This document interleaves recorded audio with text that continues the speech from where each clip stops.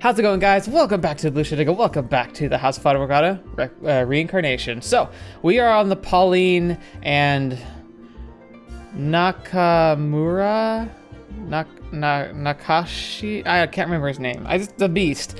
We're down their storyline. And so far, it definitely looks like he still has a lot of, like, things that he doesn't like about himself, the way he thinks about things and approaches things. Everything he says and does is really calculated, so I still think he's very psychopathic. But remember, I touched on it last time, you gotta remember that being a psychopath doesn't mean that you are like a serial killer murderer. In his past he was, but having a psychopathic tendency is A, more common than you'd probably believe, and B, whilst there's no, like, you aren't empathetic, it doesn't mean that you have to be hostile or agree or are naturally violent. It just means that you don't have the same self-conflict that a lot of people would have if they did become violent. So I'm really curious to see how they're going to play this out, but mostly, like, what I'm seeing is that, like, these reincarnations are being most successful when they confront, like, the dark side of themselves and kind of have to bring it to light with their significant other. So Pauline has to kind of be awoken to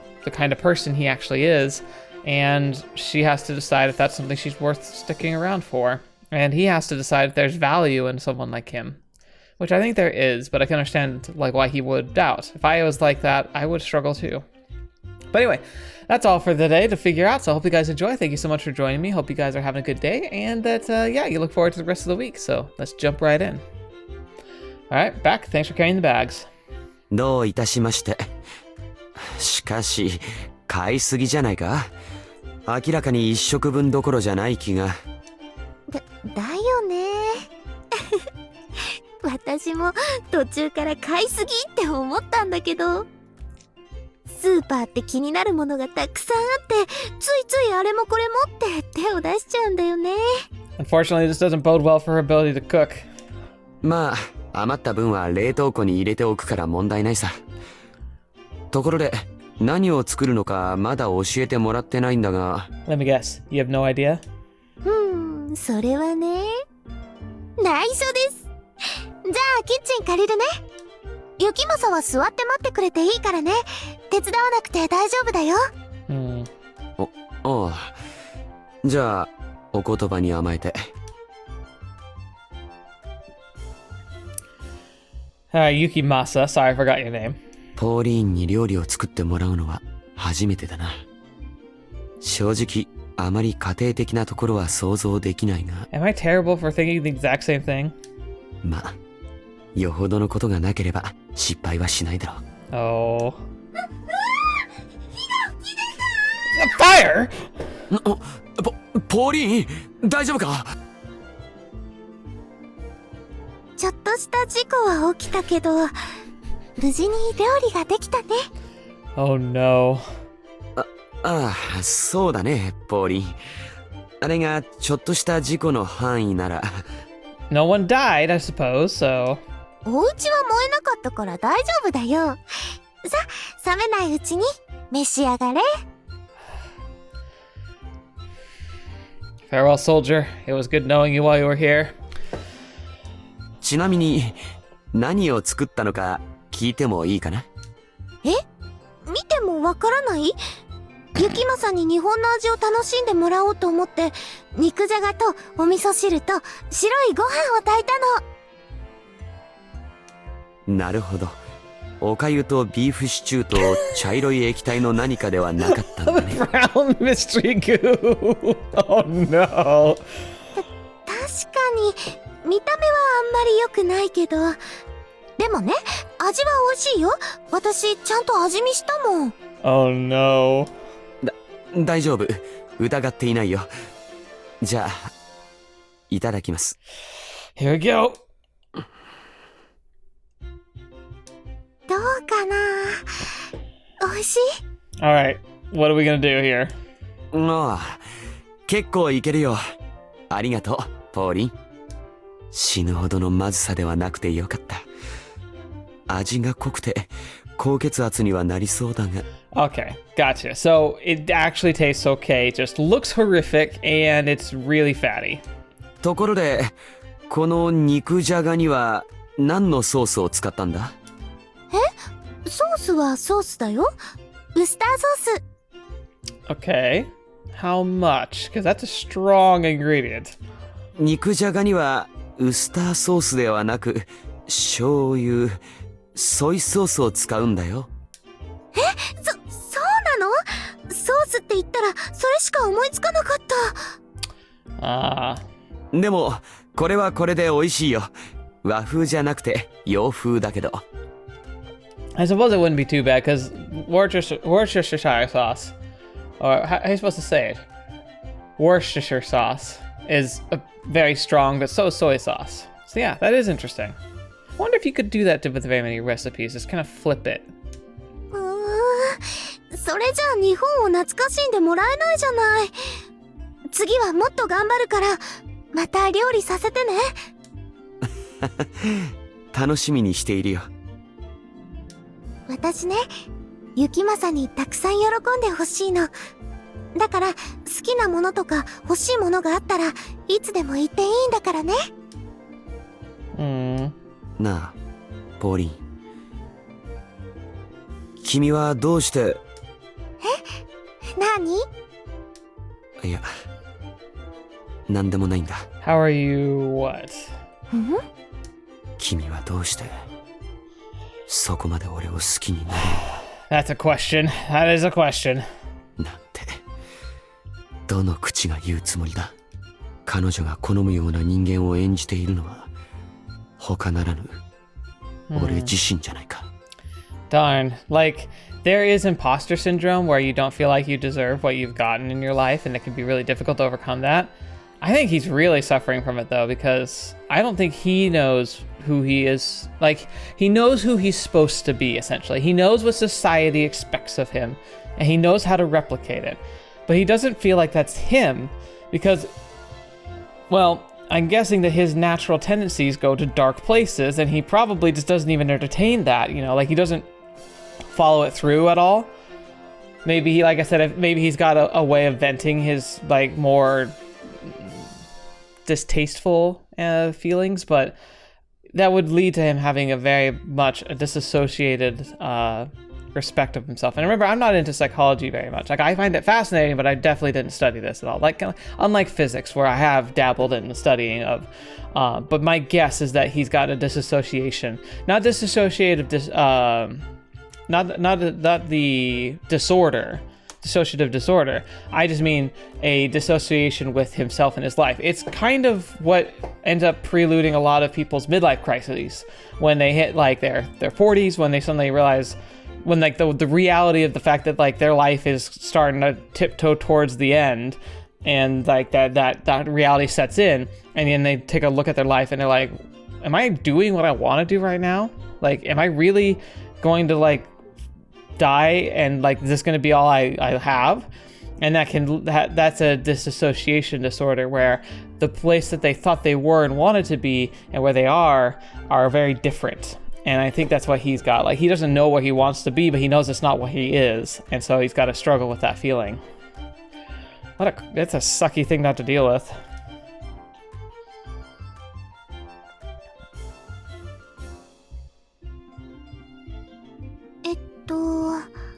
すっかり夜になっちゃったね。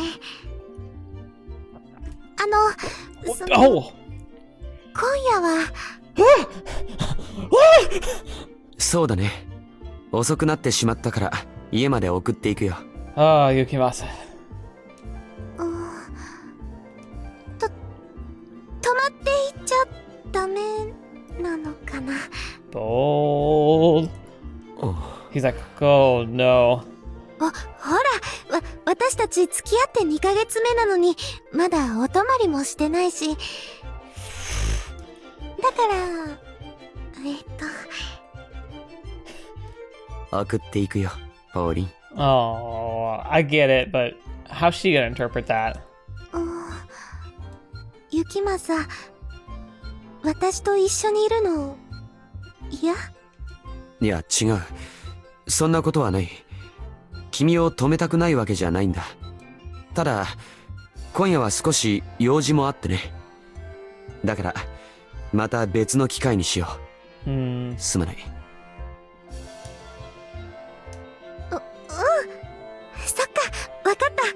用事があるんじゃ仕方ないものね。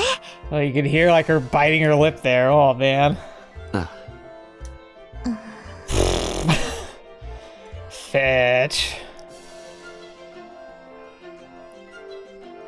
この辺りで大丈夫だよ、ユキマサ。家の前まで行くよ。もう夜だし、何かあったら危ない。心配性だな。夜って言ったってまだ9時くらいだよ。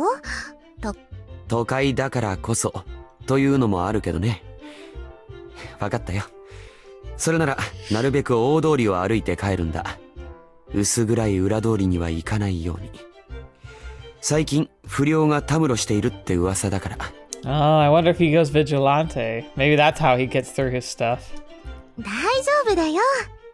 じゃあまた次のお休みにね。電話もするしメッセージも送るね。あ、おやすみ、ポーリン。おやすみなさ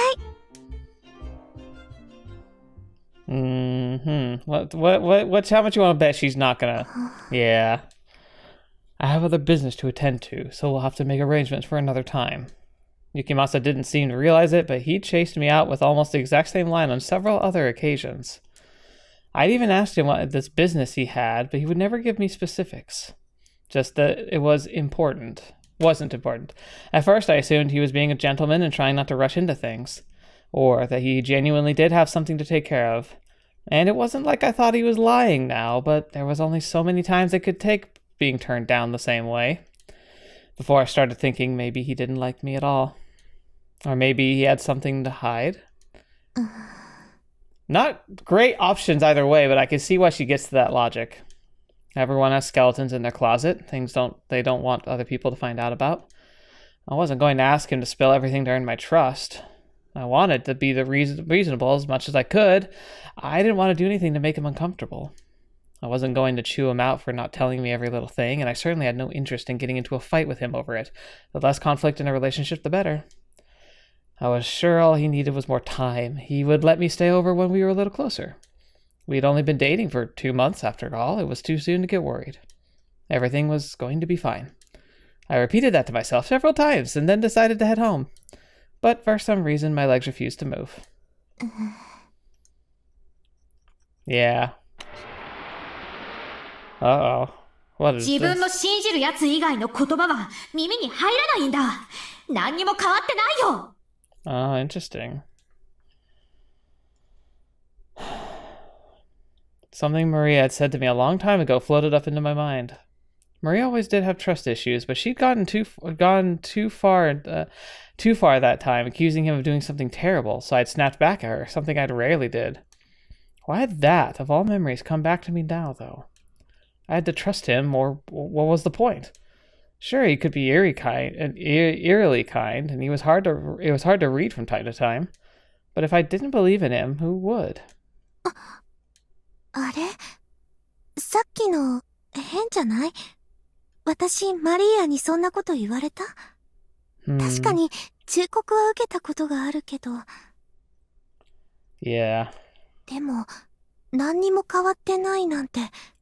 いつそんなことを言われたんだっけ？なんだか頭がクラクラする。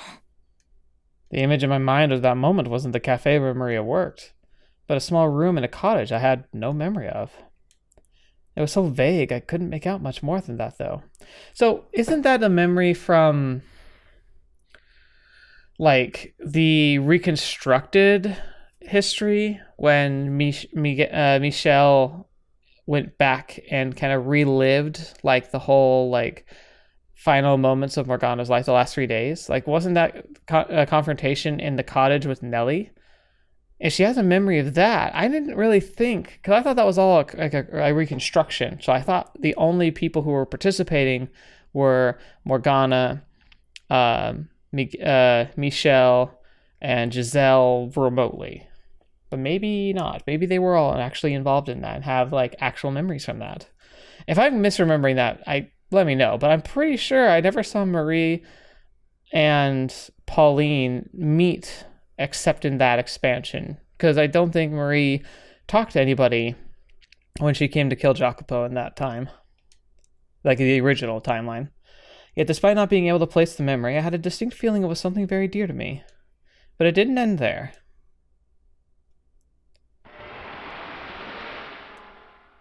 あなたは決断のできる人だ。だって、そうじゃないか。確かにあなたはずっと一人の男を信じ続けていたが、That's Michelle. 自分の人生をどうするべきなのかも考えていたはずだ。その視野は、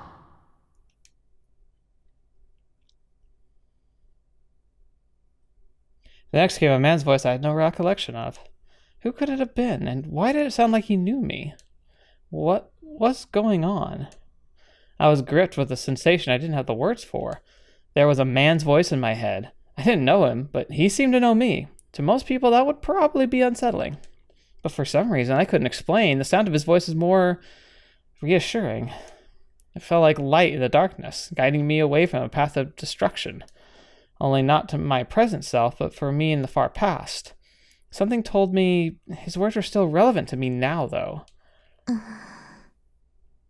Huh. ごめんね、ユキマサ。あなたのことを暴きたいわけじゃないの。ただ、信じたいだけ。Right. あなたのことをちゃんと知って、受け止めたいだけなの。Here we go. Investigation time. 誰にだって人には言えないことの一つや二つくらいあるだろう。Yeah? だがそれは大抵の場合は俺にとってみたら大したことのない隠し事だ。決して公言してはならないような秘密では。Uh-oh. Maybe it is darker than I thought. 幼い頃から自分の中に凶悪な何かが潜んでいるのを察していた。けれど、それが何であるのかは、その時はまだ理解していなかった。He didn't get to just leave that behind. はっきりと自覚したのは、小学校に上がってすぐの時だった。Oh boy. 生放送のニュース番組で事故が起きた。リポーターや番組のスタッフが放送中に殺されたのだ。Holy crap, did that actually happen? I mean, it must have, but holy cow. 自分の犯行を見せつけるのが目的だったようで、犯人はわざわざカメラに映るようなアングルでリポーターを刺し続けた。悲鳴と怒号が飛び交い、カメラを止めろという叫びとともに映像は途絶えた。10 seconds. 数秒、長くても十数秒の出来事だったと思う。Juso. Yeah, 10 seconds for TV is a long time, though. それでも、その時の映像は俺の脳裏に鮮明に残り続けた。周囲はその映像を恐ろしいものとして扱った。口にするのもおぞましいというように、当時の俺にとっては意外でしかなかった。その日初めて俺は自分の抱いた感情が他人と大きく異なるのだと知った。俺にとってあの映像は魅力的だった。他人の悲鳴も痛みも絶望も俺の喜びであり快感であった。Crap. だからこそどうして周囲が怯えるのか口をつぐむのかわからなかった。あれほどの胸躍る出来事を誰も口にしないなんて。Oh, lovely. 俺だけだった。俺だけがもっと人が死んでいく姿を見たいと思っていたんだ。幸いと言うべきか、あるいは不幸と言うべきなのかわからないが、俺は周囲を欺くのに長けていた。俺は社会常識を理解していたし、模範的な人間であり続けた。たとえ心に凶悪な殺意を飼っていようとも。So yeah, psychopath. And he is the violent type. So what are you supposed to do with those types of feelings? けれど、笑顔で人と会話をしながら、心ではこう思う。こいつは死ぬ時どんな顔をするんだろう。どんな悲鳴を上げて、どんな命乞いをしてくれるのだろう。電車のホームに立てば、隣の人間を突き飛ばしたくなる。道路脇で信号待ちをしていると、事故が起きる妄想をする。刃物を見れば、そいつを使って他人を切り刻みたくなる。首の細い女を見たら、首に殺したくなる。殺人衝動は年を重ねていくにつれ巨大化していき、俺を苦しめていった。Holy crap. 想像だけでは決して満足できず、ふと気を緩めれば、本当に手を出してしまいそうになる。もっと、もっとだ。これでは足りない。実体験が欲しい。俺の手で血を流させたい。この手で人を殺してしまいたい。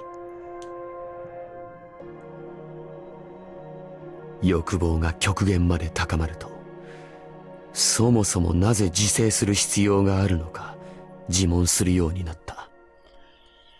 捕まるのを恐れているから、社会的な制裁を恐れているから、家族に迷惑をかけたくないから。Oh man. どの理由も、俺を止めるには弱いものだった。いっそのこと捕まった方が楽になるのではと思ったし、思いのまま人を殺して死刑になれるなら、それが一番幸福な結末であるように感じた。Oh gosh, I can actually understand why that would be appealing all of a sudden. That's horrifying. ならば、実行に移してしまった方がいいのではないか。一体、今まで何をためらっていたのだろう。殺してしまおう。今すぐに、誰でもいい。この上を満たしてくれる死体ならば、どんな相手でも。そう思って、殺意を抱いて人の輪の中に立ったとき、誰かの声が、俺の耳元で囁いたように感じた。His plans that he has every night is to murder. He goes out every night with the intention of just going through with it, and then something stops him every night. 誓いを忘れるな。誓い。一体、いつ、誰が、どこで、そんなものをしたと言うんだ。バカバカしい。そう思って何度も声を振り払おうとしたが、それは一向に消えてくれなかった。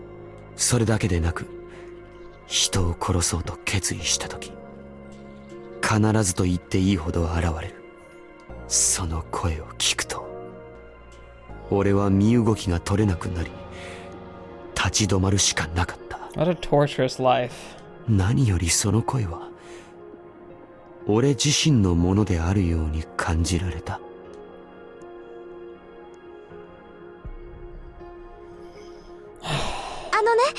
確かに変わった話だけど、私もそうであってほしいって思うの。だから嘘じゃないって信じたいな。だってなんだかロマンチックだもんね。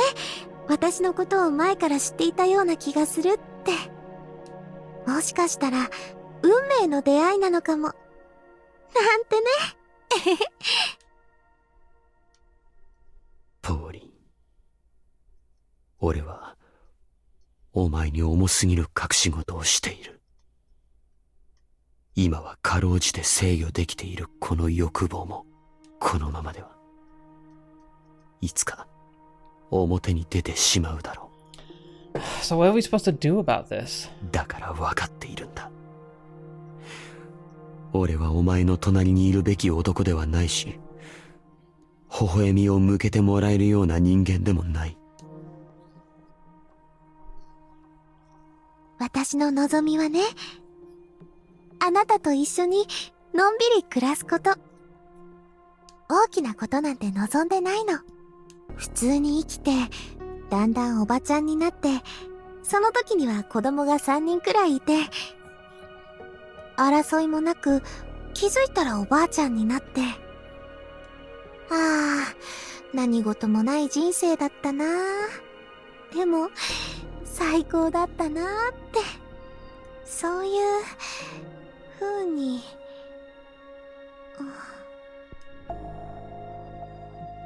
どうするのがお前にとって一番いいのか分かっているくせに、俺の行動は矛盾ばかりだ。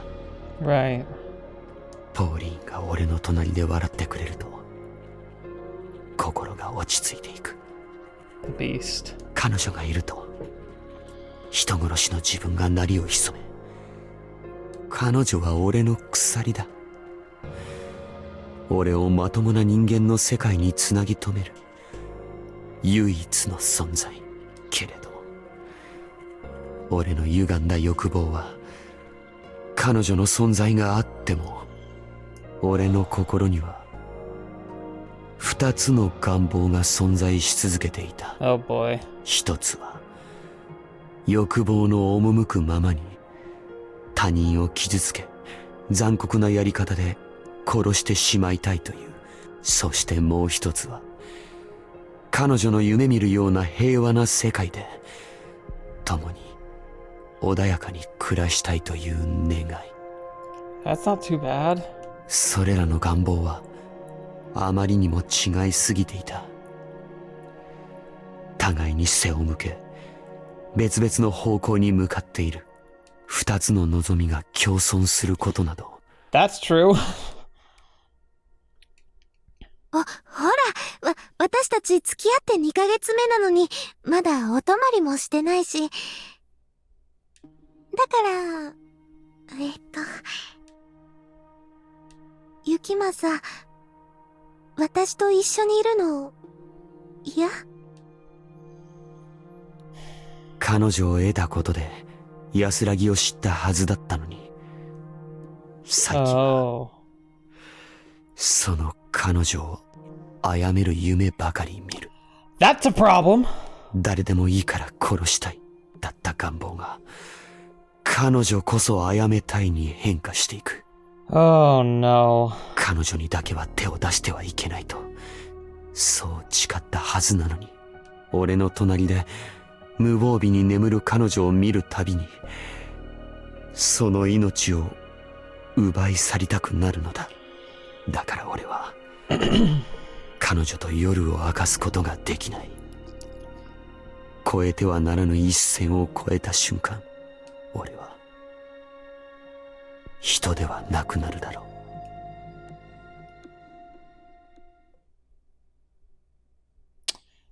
Oh boy.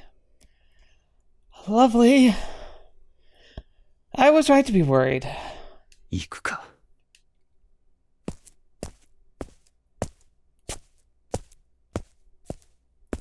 Every city has an underbelly, no matter how clean it appears on the surface.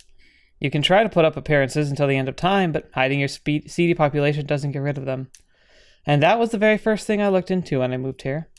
Not because I wanted to feel safe in my new home, but the exact opposite. Being the capital of France and a large populous city, the streets of Paris are naturally kept impeccably clean. It was safe enough to walk alone at night, and you were unlikely to encounter any trouble so long as you exercised a bare minimum of caution. So I needed information about the city. Enough to guess where crimes were likely to take place, and enough to get there before the police could. Yeah, okay, so he is vigilanting right now to kind of curb his lust. 後ろからつけてきている奴がいるな。足音は2人分か。この辺りまで来れば大丈夫か。Came to a stop at a comfortable distance down a poorly lit alley. Turning back, the two young men stood blocking my path. They seemed to be in their late teens. Still children as far as I was concerned, but hardened in a way boys their age shouldn't be. They were both fairly tall, around my height, kept their hands hidden in their jackets. Presumably, they were hiding weapons of some sort, and their mouths were contorted unnaturally into half-slacked smiles. Even in the poor light, I could make out numerous teeth that were cracked or black with rot. おい。よくもまあ、そんなにわかりやすい中毒者の面を晒して、今までパクられてこなかったな。ああ？アジア人が何か言っているぜ、おい。汚ねえ発音だな。お前こそ、よくもまあそんなに不用心に出歩いて、今まで無事でいられたな。観光客の弱歩きなら、もっとまともなところを選べよ。道案内してやってもいいぜ。1時間1000ユーロでな。Sounds like the deal of a lifetime. そいつはご親切にどうも。言いたいことはそれだけか？ああ？バカにはもっとわかりやすく言ってやらねえとダメか？今なら穏便に済ませてやるよ。俺たちも鬼じゃねえからな。Unfortunately, you guys, have met a monster. The boys, guffawing like buffoons, pulled out hands from their jacket pockets. As I suspected, they were armed. The blades had visible bulk to them, doubtless double-edged knives. I was surprised they had anything remotely decent on them. They weren't a kind of knives you could buy at a corner store. Maybe they'd gotten them at a hunting shop, or from a friend. Part of me wished they had been guns instead. That would have made much more exciting. But I knew that I was asking too much of this city. I would have to go somewhere more dangerous for that. Like America! Which wasn't to say that the glimmer of the knives didn't excite me plenty. A hot shiver ran up my spine. Ecstasy. A deep gratification surged up within me. I could just imagine how incredible it would feel to tear through someone's flesh with those knives. おい、てめえ。黙ってんじゃねえぞ。こいつが見えねえのか？有り金出さねえってんなら、殺して奪ってもいいんだぞ。そのナイフで、俺を殺すつもりなのか？やってみればいいじゃないか。Voice actors doing great work here. Look at that face. ああ？何笑ってんだてめえ。おい、こいつなんかやべえんじゃねえのか？やめといた方が。Danger! Danger! 今さら何言ってんだ。あんな舐めた態度取られて引き下がれって？どうした？早くやれよ。さあ、かかってこい。それとも、ナイフを見せびらかしたら簡単に金が取れると思っていたのか？とんだお遊びだな。人を殺す覚悟がないのなら、ナイフはキッチンに戻すといい。刃渡りがしっかりしすぎているが、ま、果物の皮むきもできるだろう。Right. どうだ、妙案だと思わないか？なめんじゃねえぞこのクソ野郎。ぶっ殺してやる。 Here they go. The hoodlums made a dash for me, and a beat later, his companion followed suit. I didn't waste a second either. With my eyes fixed on them, I took a step backward, lifted my leg, and made as if to kick them. But instead, I threw my foot into a pile of garbage, launching it into the air. Shards of glass bottles flew toward the first one's face. On its own, it was an ineffective attack. He could shield himself, and anything that hit was unlikely to cause significant harm. But the split-second distraction it created was what I wanted. I closed the distance between us and pivoted around to his side. With one hand, I grabbed him by his outstretched arm, the other his collar, then I swept his feet out from under him. As tall as he was, his drug-atrophied frame put up little resistance, doing a clean 180 in the air before face-planting in the asphalt. A look of horror spread across the other man's face as he continued his charge. He had lost a great deal of momentum, however, and the arm holding the knife had gone slightly slack. So rather than retreat, I stepped toward him, and I bent myself backward to avoid the blade at the last second. He screeched to a halt, made as if he was going to turn around, but before he could, I planted my elbow to the nape of his neck. The man let out a pathetic yelp, like a frog being run over by a car, then crumpled to the ground. As soon as he hit the ground, I slammed my foot into his wrist, setting the knife spinning off into the darkness. And then I did the same to his partner.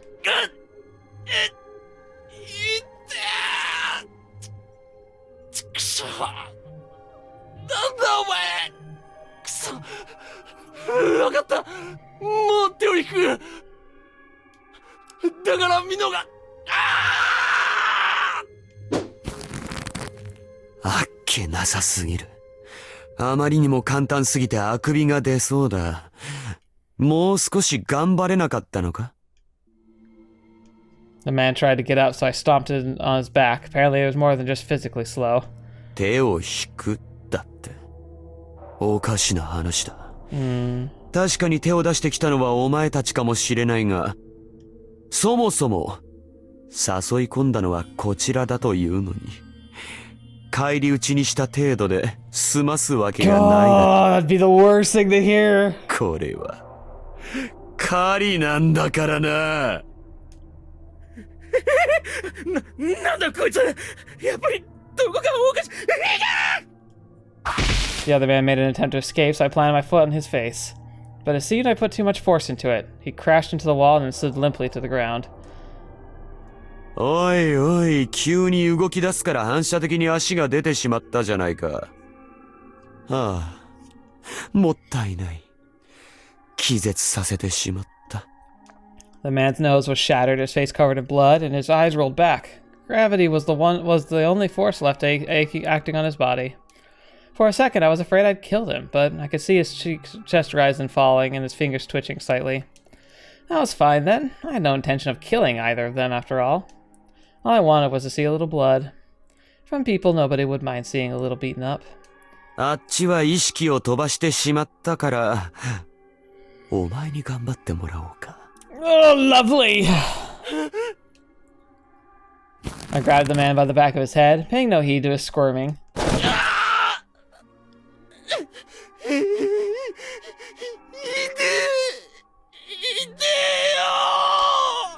How's everyone feeling? We're all nice and comfortable. You leaning back and having a nice drink?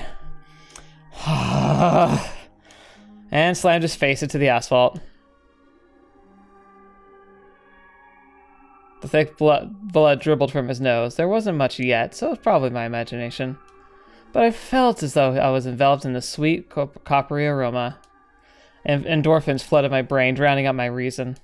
But a small fragment of that reason, that humanity, managed to stay above the surface and admonish me. Do not kill him. Do not break your vow. Do not become a murderer. You chose the path of imperfection and conflict of humanity. Yeah, you don't have to remind me. I'm not going to kill anyone. I just need not cross that line, right? Taking care not to knock him out entirely, I pounded the man's face to the asphalt again and again and again. なあ、俺はな、別に強いやつと喧嘩がしたいわけじゃないんだ。ファイトクラブみたいな高揚感が欲しいわけじゃないんだよ。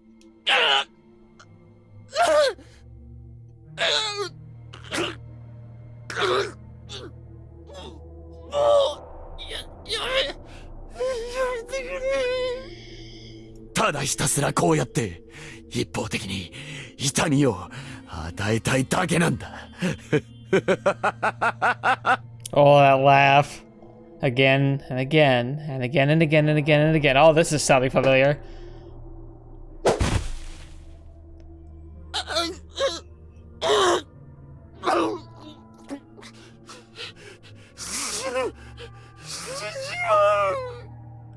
O 前のようなクズが相手ならボロボロにされたって誰も取り合ってくれないだろう。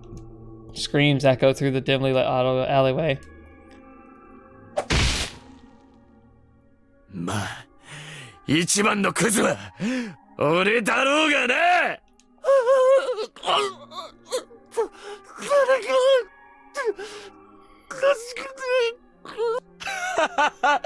助け、バカだな。人が来ない場所を襲撃地点に選んだのはお前たちだろう。お前の悲鳴なんてどこにも届かないさ。Glancing down, I noticed my hand was dripping with blood. It probably spattered onto my jacket as well. I'm gonna want to wipe myself down before I go home, I thought as I continued to pummel the man. A scent of blood calmed my raging spirit. The sound of screams and the taste of despair filled my ravenous soul.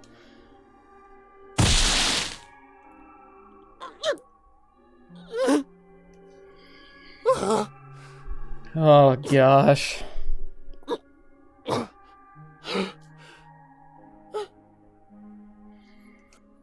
When his shouts and cries began to falter, I let go of the man's head.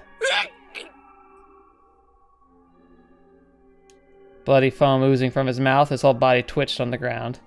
I rose to my feet, kicking the man over so I could see his face. Not that there was much of a face anymore. I pressed my heel into his chest, causing a spattering of blood to blow out of his mouth.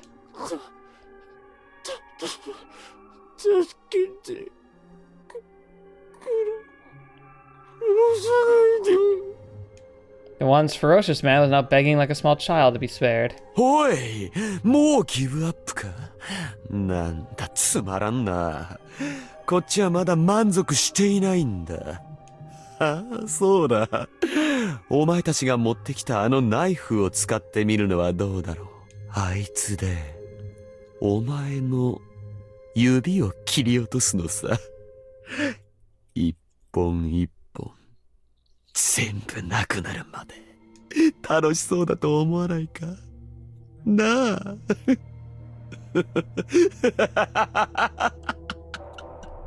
もうやめてください謝罪なんて一言も欲していないさむしろ俺に協力を提供してくれてありがとうと言いたいところだOh, fetch! だが欲を言うなら、できればもう少し粘ってもらいたいんだが。無理です。死ぬ。本当に死んじまいます。そうか。それは残念だな。俺はな、今のところ人殺しはしていないんだ。これでも一応一線は越えてしまわないように気を使っていてな、ここまでやるのならいっそのこと殺してしまっても同じのような気もするんだが俺の心の中にいる誰かがそれを止めるんだよ最初はなけなしの両親かとも思ったがどうやら違うみたいだ What is it? なあお前にはこれがなんだか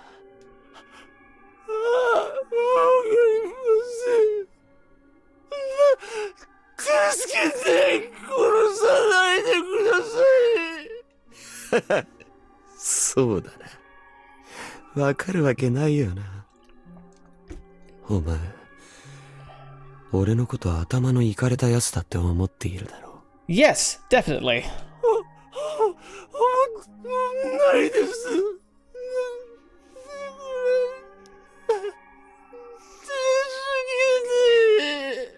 よし。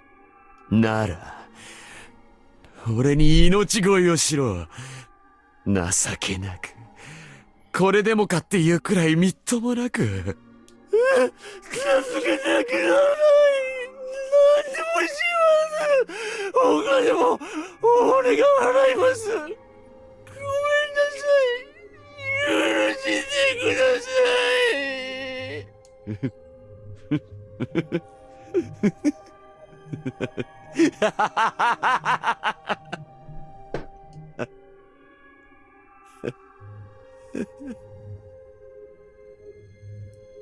わかった。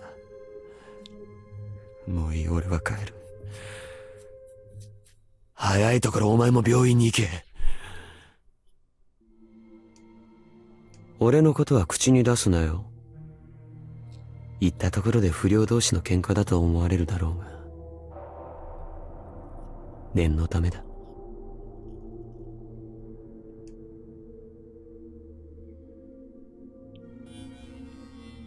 The man gave me several rapid nods and began to crawl away, whimpering. He seemed like he was trying to push himself to his feet but not having any luck.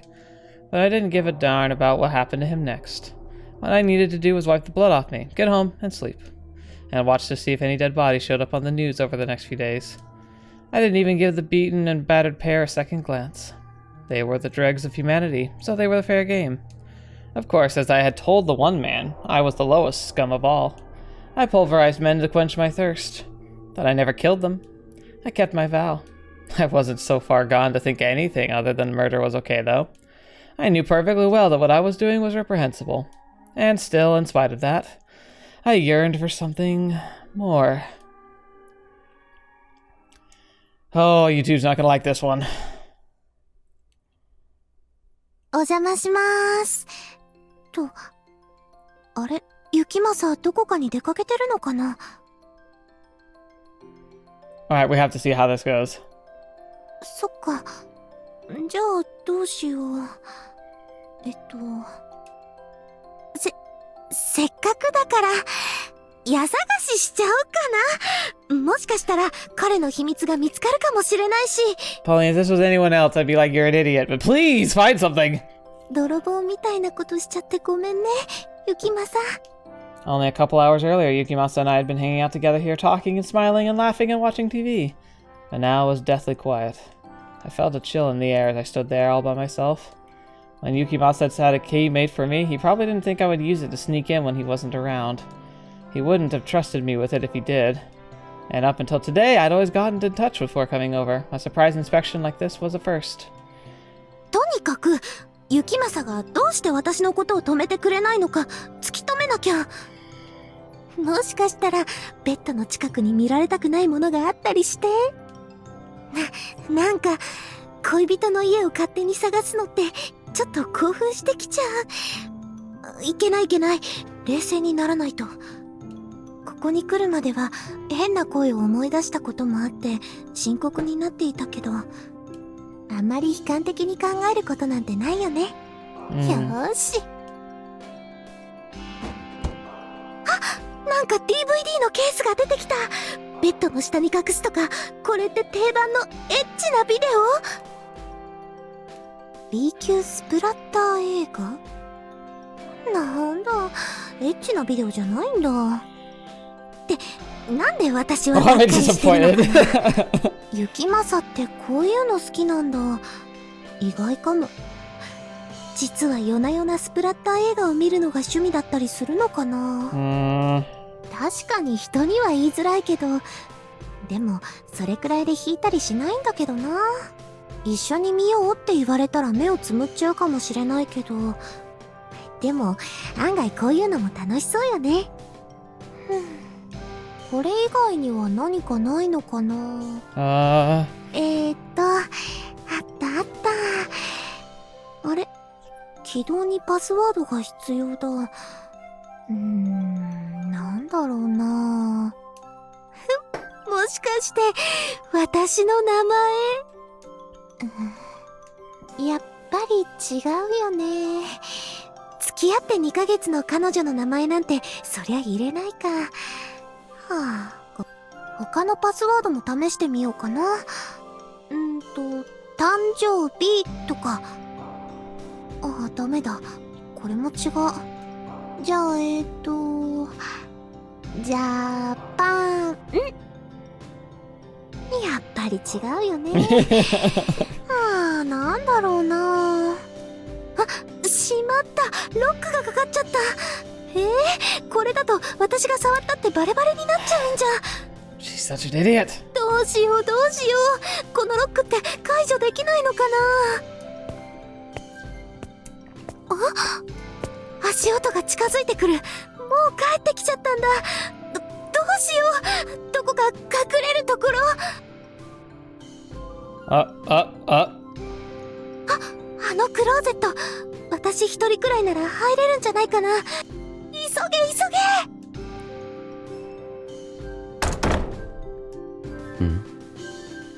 パソコンが開いている。最初からこうだったか。まずい。気づかれちゃうかも。こんなもんだったか。よ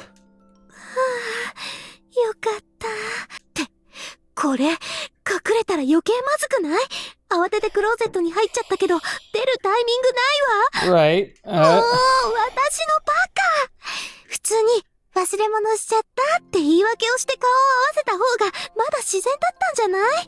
クローゼットから登場したら怪しすぎるよ。You are kind of a creeper, but sure. 困ったことになっちゃったけど、いつもと違う彼を見るのは結構楽しいかも。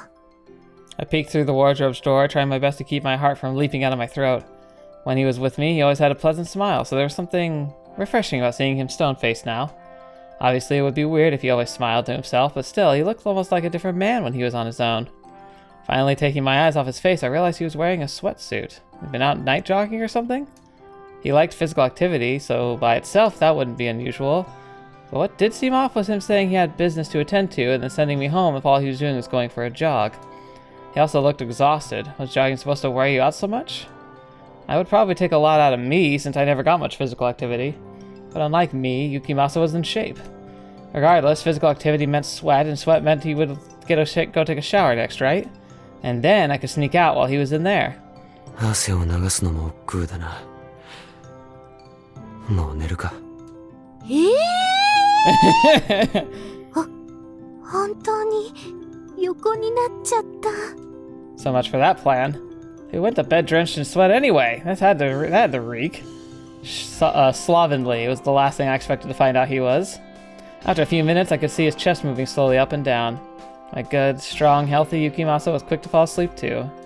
As much as I wanted to stay here and watch him through the night, now that he was asleep, I could safely leave.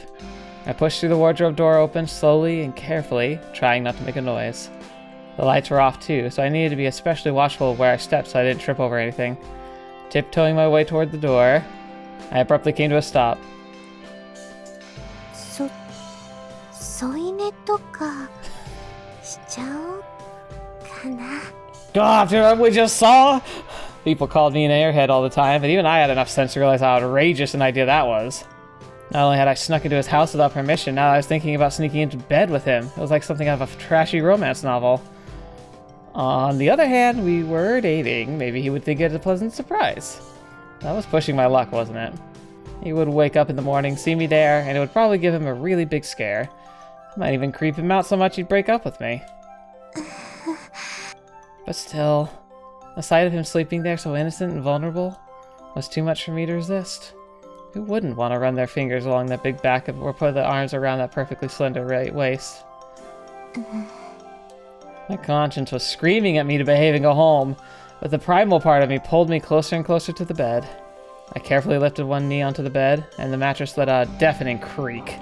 My heart leapt into my throat, but the sound didn't seem to have awoken Yukimasa. I stretched my arm toward him. With every passing moment, the pounding of my heart grew more and more intense. I worried the sound might wake him. I brushed the tips of my fingers across his cheek, and then through his dark hair. He showed no signs of waking. He was always the mature older one, but it felt like we'd switched places now. The image brought a little smile to my face, quickly dissolving all the reminiscent tension in the air. It was safe to get a little closer, wasn't it? He wasn't going to wake up.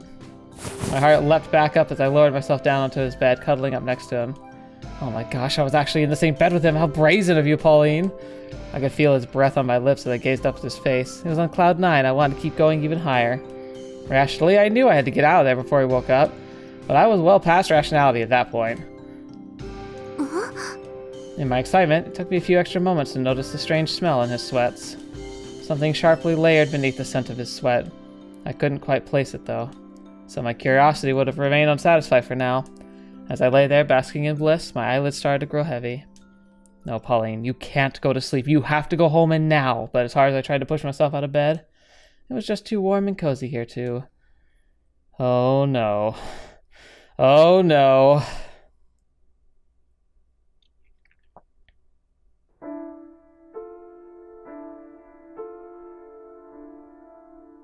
We're gonna stop here.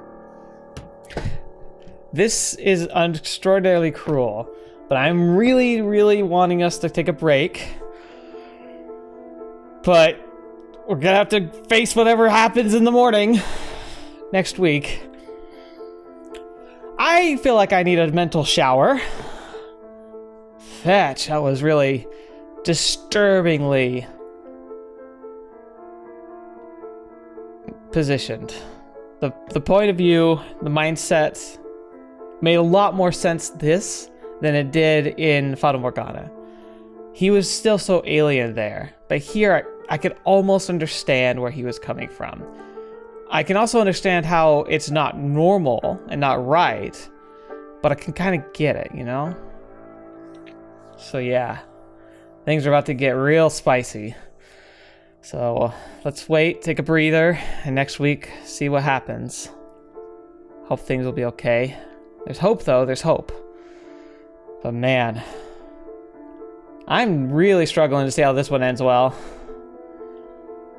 Like, Nelly and Mel was looking pretty rough, but I could see the through line and we got there. I don't know if I see a through line here. I really don't. So we'll just have to figure out what happens next time. Thank you guys so much for being here today. Thank you so much for spending your time with me on the channel and making the effort to show up and, you know, watch these videos with me and kind of share this experience. I hope you've enjoyed it. I hope you're finding this as fascinating as I am as we kind of put the capstone on the Fata Morgana series. So, buckle up. Thank you so much for spending your time with me. I'm really grateful to have your conscious effort here, and, you know, I look forward to reading your comments. Hope you guys are having a great start to your week, and, you know, we're starting to wind down the end of the year. It's always crazy to me that we're doing that, but it's about time. So I appreciate all you've done for me. I appreciate all the love and support. I hope to be able to give it back tenfold in every way I can. But until the next video, watch me up. See me in next. I'll see you there.